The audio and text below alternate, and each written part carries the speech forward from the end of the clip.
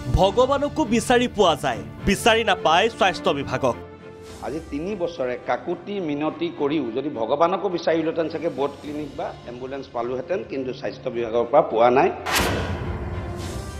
শুকুৰবাৰে বিধানসভাত স্বাস্থ্যমন্ত্ৰী কেশৱ মহন্তৰ সন্মুখতেই এই বিস্ফোৰক অভিযোগ লখিমপুৰৰ বিজেপি বিধায়ক মানৱ ডেকাৰ। আজি 3 বছৰে কাকুতি মিনতি কৰিও যদি ভগৱানকো বিচাৰিলেহেঁতেন চাগে বোট ক্লিনিক বা এম্বুলেন্স পালোহেঁতেন, কিন্তু স্বাস্থ্য বিভাগৰ পৰা পোৱা নাই। স্বয়ং শাসকীয় দলৰ বিধায়কৰ এই অভিযোগ শুনি বিপৰীত দিশত থকা বিৰোধী শিবিৰে কৰিলে হাই হাই। ছাৰ, এইটো কি হৈছে? আচলতে ডিপাৰ্টমেণ্টৰ ফিটিং হৈছে নে কি? ঘটনাটো কি? কোন ডিপাৰ্টমেণ্টত মাৰিবলৈ ভুল কৰিছে নেকি? কোন ডিপাৰ্টমেণ্টত মাৰিবলৈ কিন্তু কিয় স্বাস্থ্য বিভাগৰ প্ৰতি এই বিষোদগাৰ বিধায়ক মানৱ ডেকাৰ? শুনক কি ক'লে সদনৰ মজিয়াত। এই অঞ্চলত 12 মাহে বানপানী সদৃশে হৈ থাকে আৰু বানপানীৰ সময়ত আৰু বেয়া অৱস্থা হয়, কিন্তু আজিলৈকে স্বাস্থ্য বিভাগৰ পৰা আমি সহায় পোৱা নাই, সঁহাৰি পোৱা নাই। লখিমপুৰৰ বানাক্ৰান্ত এলেকাৰ ৰাইজৰ স্বাস্থ্যৰ প্ৰতি যেন গুৰুত্ব নাই স্বাস্থ্য বিভাগৰ।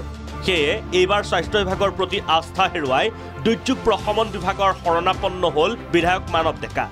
মই শেষত ৰাজহ বিভাগৰ শৰণাপন্ন হৈছোঁ যে ৰাজহ বিভাগে এখন এম্বুলেন্স, বোট এম্বুলেন্স বা ক্লিনিক দিব পাৰে নেকি। পিছে কি উত্তৰ দিলে মন্ত্ৰী যোগেন মোহনে? শুনক দুই মন্ত্ৰী বিধায়কৰ কথাৰ কটাকটি। বিধায়কসকলেও এম্বুলেন্স এখন দিব পাৰে নিজৰ MLA বা আণ্ডাৰগ্ৰাউণ্ডৰ পৰা। আমি মই নিজে দিছোঁ। মই 2-3খন মই চাহ বাগানতে হওক বা এনেকুৱা থানাটো কিবা ডেড বডি কেৰিং বিধায়ক খাণ্ডৰ পৰাই আমি দিওঁ এনেকৈ ধৰণৰ দুৰ্যোগৰ সময়ত, কিন্তু সেইটো পাৰি।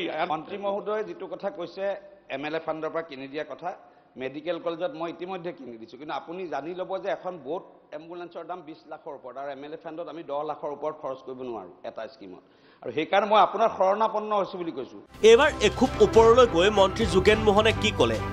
হেলিপেড সাজিব বানাক্ৰান্ত এলেকাত, সাজিব ভাওনাৰ মঞ্চ। আমি যেনেকৈ হাই প্লেটফৰ্ম আমি নিৰ্মাণ কৰি আছোঁ কেইটামান, এইবাৰো আমি তেনেকুৱাত লৈছোঁ। তাৰমানে এনেকুৱা ধৰণৰ বানপানীৰ সময়ত ব্যৱহাৰ কৰিব পৰাকৈ তাতে কেম্পো হ'ব।